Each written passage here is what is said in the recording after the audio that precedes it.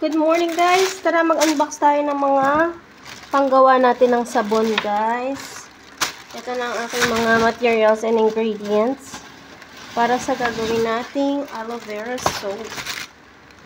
Ayan.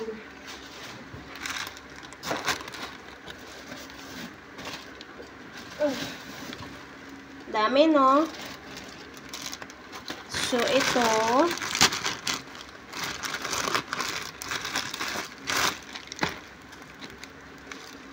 ay from craftology.ph.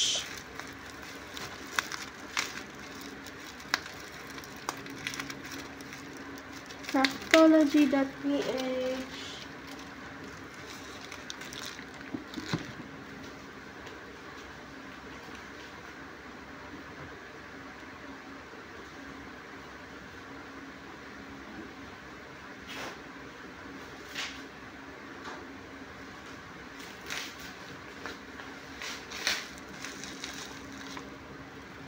Ay, may pa-letter pa si Craftology, oh.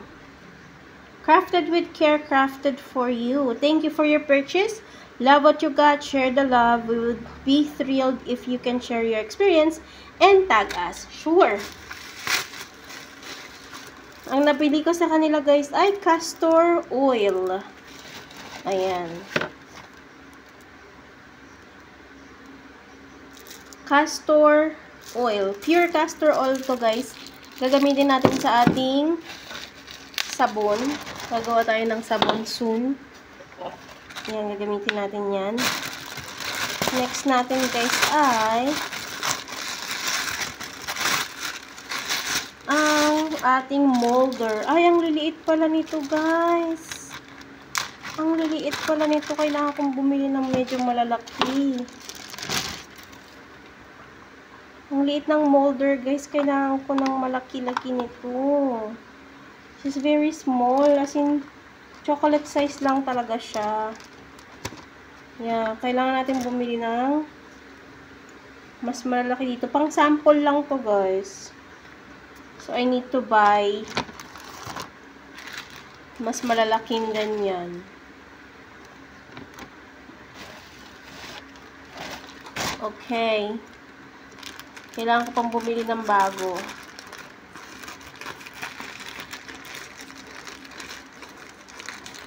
Ito naman, galing din to sa Eldea Craft Shop.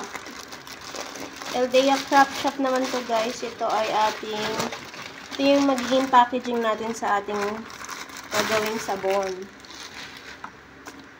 Ayan.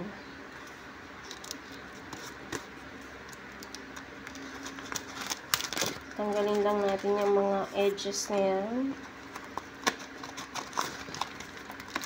Ito yung bago kong project kasi guys. Ito guys, 115 12 by 11 38 pieces na brown paper. Ito yung magiging balot natin sa sabon. Tapos bumili na rin ako ng burlap. Ay, ng string jute. Ayan. Lalagay natin sa yellow basket lahat to guys. Kaya makikita niyo yung presyo nila. Hindi ko na kasi memorize lahat ng presyo. So, ilalagay ko na lang dyan sa ating yellow basket. Okay. Next naman ito guys ay galing kay Akika Life. Akika Life.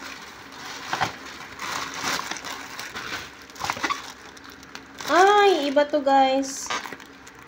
Whitening to. Hyaluronic acid. Pang whiten ng ngipin to.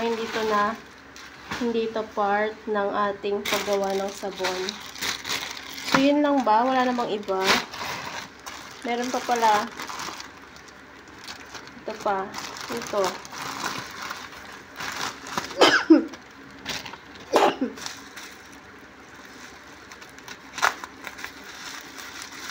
Ito yung essential oil. Isa pa sa mga essential oils na binili ko, guys. Organic extra virgin olive oil. So, ayan. Gagamitin natin to guys, sa gagawin nating sabon. Organic virgin olive oil. So, ayan. Ayan siya. So, meron tayong castor oil. Ayan. And then, organic olive oil. Ayan yung gagamitin natin sa sabon natin. Aloe vera soap. So, guys, hindi pa ako makakagawa ng sabon because maliit yung aking molder. So, bibili pa ako ng sakto na size na molder. Siguro, ito naman yung ating caustic soda flakes, guys. Ito yung pinakang main ingredient natin sa paggawa ng sabon. Caustic soda. Soda flakes. Caustic soda flakes. Ito yung lye na tinatawag, guys. Gagawin natin tong, tutunawin na rin to para siya maging lye water. Tapos, ito yung pinaka magiging base natin. So, di ba yung iba may glycerin? Ito, lye. Caustic soda flakes. Lye flakes to, yan. Ayan yun. Ito ay 1 kilo, guys. 125 pesos yata ang bili ko dito. So, lalagay ko na lang nito, guys, sa yellow basket lahat para makita ninyo. And pag gusto nyo rin bumili, ayan. Punta na lang kayo sa yellow basket. So far, yun na lahat. Meron lang ang kulang na na materials, kaya mag-purchase pa ulit tayo, okay? So, ayan, magkita-kita tayo ulit sa mga next nating i-unbox or sa paggawa na natin ng sabon. May parating tayo ngayon na package. I-update ko kayo. Thank you. Thanks for watching and don't forget to follow and share. Heart nyo na rin tong video na to. Bye!